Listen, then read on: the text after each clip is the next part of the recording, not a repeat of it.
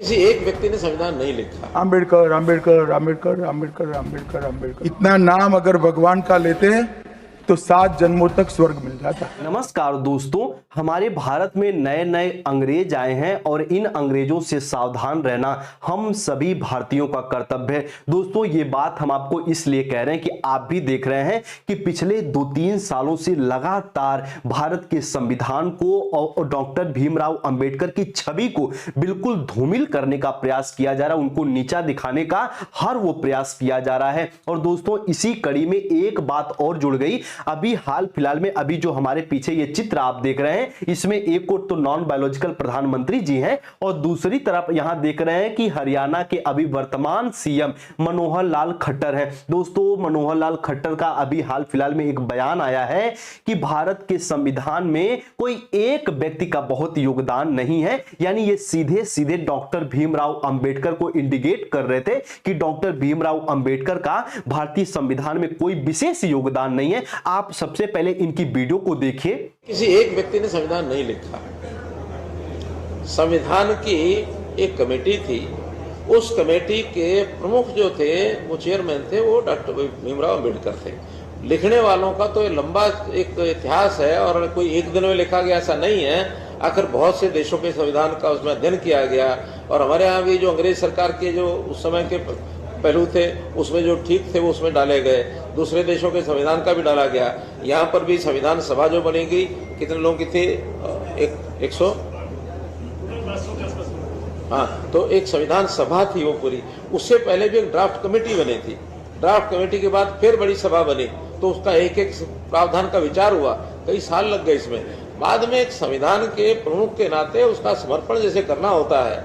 अब देश तो सारी सरकार चलाती है, नाम तो मुखिया का होता है, देश के प्रधानमंत्री का होता है, सेना सारी लड़ती है, नाम तो चीफ का होता है। दोस्तों, आप लोग ये समझिएगा कि आखिर मनोहर लाल खट्टर हो या बीजेपी का कोई भी नेता हो, इस प्रकार की बातें क्यों करता है संविधान को लेके और डॉक्टर भीमराव अंबेडकर को लेके। दरअसल दोस्तों, ये एक प्रकार का ये लोग इन्वायरमेंट तैयार करते हैं ताकि भारत के कुछ लोगों को ये लुभा सके वोट के लिए। क्योंकि आप सभी को पता है कि अभी फिलहाल हमारे भारत में भी कुछ लोग ऐसे हैं जो डॉक्टर भीमराव अंबेडकर को नकारते हैं, उनको श्रेष्ठ नहीं मानते हैं। तो उन लोगों को लुभाने के लिए इस प्रकार की ये बातें करते हैं नेता। लेकिन व्यक्तिगत तौर पे इनको पता है कि इसी लोकतंत्र की वजह से, इसी संविधान के अनुच्छेदों के तहत हमारी रक्षा हो रही है और हम इस पद पे बैठे हैं। लेकिन फिर भी कुछ लोगों को लुभाने के लिए इस प्रकार की ये बातें ये नेता लोग करते हैं। और दोस्तों, अब तक तो आप देख रहे थे कि सोशल मीडिया पे कुछ तुच्चे किस्म के लोग ही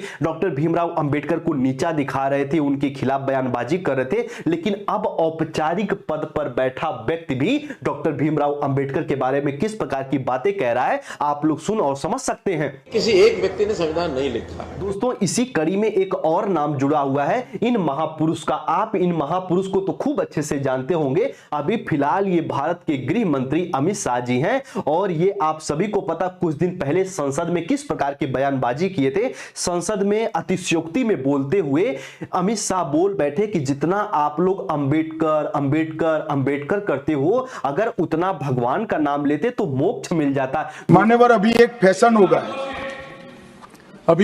गया है, आम्बेडकर आम्बेडकर आम्बेडकर आम्बेडकर आम्बेडकर आम्बेडकर इतना नाम अगर भगवान का लेते तो 7 जन्मों तक स्वर्ग मिल जाता। अच्छी बात है। दोस्तों, इस प्रकार की कुंठित भाषा ये संसद में बोले और शायद ये बात बोलते हुए अमित शाह भूल गए कि जो दलित तबके से व्यक्ति आता है, जिनको अछूत कहा जाता है, शूद्र कहा जाता है, जो पिछड़े तबके से व्यक्ति आता है, जो अल्पसंख्यक समुदाय से आता है, यहां तक कि जो बहुजन समुदाय से व्यक्ति आता है, उसके लिए जितना भगवान बुद्ध, भगवान शिव, भगवान जितने भी भगवान है उतने प्यारे हैं, उतने ही डॉक्टर भीमराव अंबेडकर भी प्यारे हैं। शायद ये बात ये भूल गए और संसद में बोल बैठे कि जितना भीमराव अंबेडकर का नाम लेते हैं, उतना आप यदि भगवान का नाम लेते तो मोक्ष मिल जाता।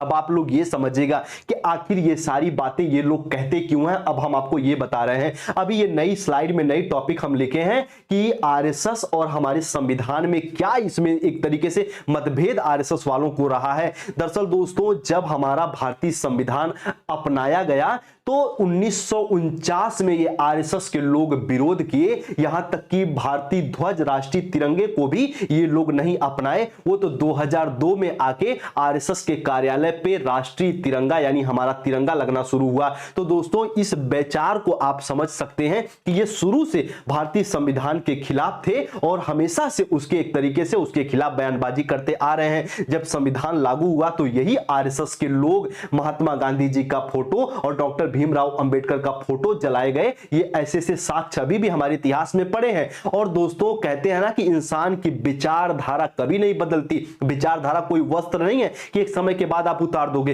विचारधारा हमेशा वही रहती है और वही चीज आज भी देखने को मिल रही है। हम लोग 21वीं सदी में हैं और कुछ तबके के लिए डॉक्टर भीमराव अंबेडकर बिल्कुल भगवान जैसे हैं, लेकिन आज भी ये बात जानते हुए लोग डॉक्टर भीमराव अंबेडकर को अपमानित करते हैं। और जब इसके खिलाफ कोई आवाज उठाता है, उस पर आप देख रहे हैं कि देशद्रोह का या फिर अलग अलग मुकदमा लगा के उसको जेल में ठूस दिया जाता है। दोस्तों, इस प्रकार की चीजें अभी चल रही हैं फिलहाल हमारे भारत में। लेकिन एक बात तो आप सभी को समझनी पड़ेगी कि कैसी भी सूरत हो, कैसी भी दिशा दशा हो, लेकिन भारतीय संविधान के रचयिता डॉक्टर भीमराव अंबेडकर थे, डॉक्टर भीमराव अंबेडकर हैं। इस बात को सभी को समझ लेना चाहिए। उम्मीद करते हैं पूरी रिपोर्ट आप लोग समझे होंगे। दोस्तों, यदि बात से सहमत है तो इस वीडियो को ज्यादा से ज्यादा आप लोग फैलाइए, क्योंकि जागरूकता फैलाना जितना हमारा कर्तव्य है उतना ही कर्तव्य आपका भी है। उम्मीद करते हैं पूरी बात आप लोग समझे होंगे। आप सभी को नमस्ते, जय हिंद, जय संविधान।